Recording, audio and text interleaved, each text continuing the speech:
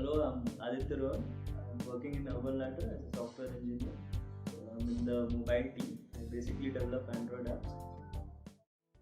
Rohan, tell us about the different stages that you went through during the recruitment process of Urban Ladder. So the first stage is always obviously a written test. So you'll have your regular DSA questions in the written test. The questions won't be that tough, but it's going to be a 1.5 hour or 1 hour paper. You'll have 2 or 3 DSA programs. They won't be that tough, and there'll be some output and simple output and coding based questions on that. So after the first stage of after you clear the written stage, you'll be called for the in-person interviews. So in that, the first couple of rounds will be again algorithm and DSA rounds. The questions will be not very tough, but you will have to have a basic understanding of sorting, arrays, matrices. If you clear the first 2 algorithmic rounds, then the third round will be a design-based round, where you will be given simple design problems to solve. Like you will be asked to give the basic design and layout of how a e-commerce site should look like. You'll be asked how the basic tables should be. You'll be given maybe 1 or 2 simple problems which you're going to solve, which an e-commerce company generally faces. Like say suppose during the checkout process, uh, once you make a payment when you buy any product, so once you click on the checkout button, you're redirected to the bank gateway. Now the process is completely out of the e-commerce company's hands. It only sends the details of the transaction to be made to the bank gateway, and once it is successful, it comes back to the e-commerce site. So like say for an example, you buy a sofa from Urban Ladder for 10,000 rupees. You click on buy now and you're redirected to the credit card gateway page. There you make the payment, but say you made the payment only for 1,000 rupees and you managed to hack it in between.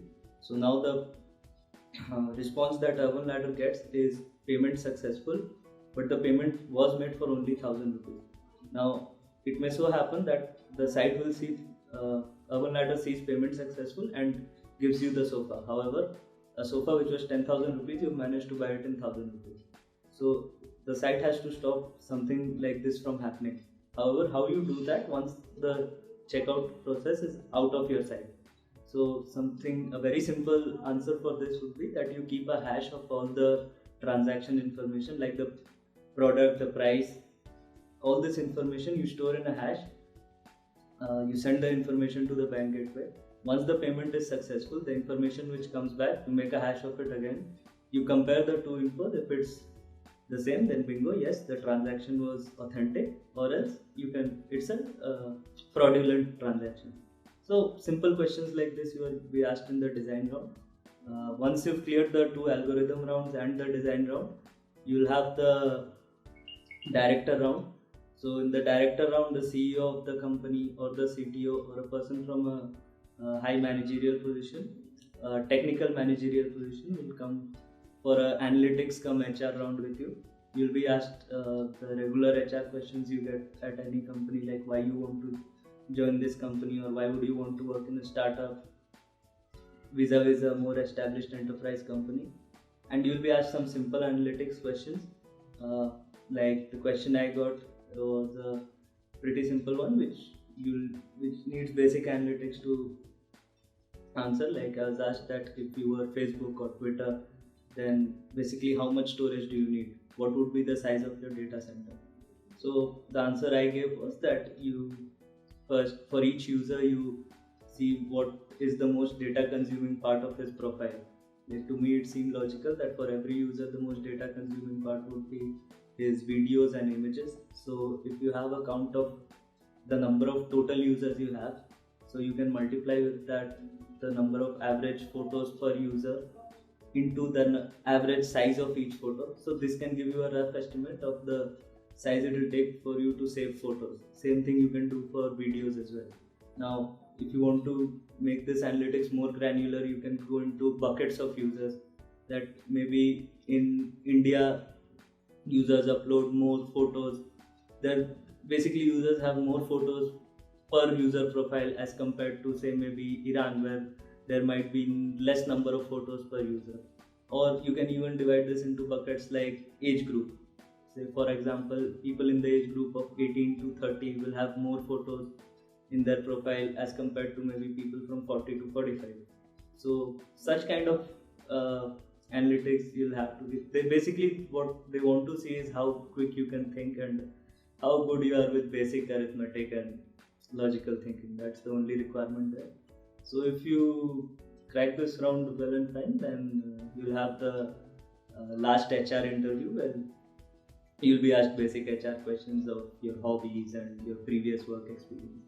Uh, Generally, if you get this far, then you should be able to handle this round very easily. And there aren't many people who are rejected from this round. It's just a screening to see that you can work in a workplace fine. It's all about the recruitment process.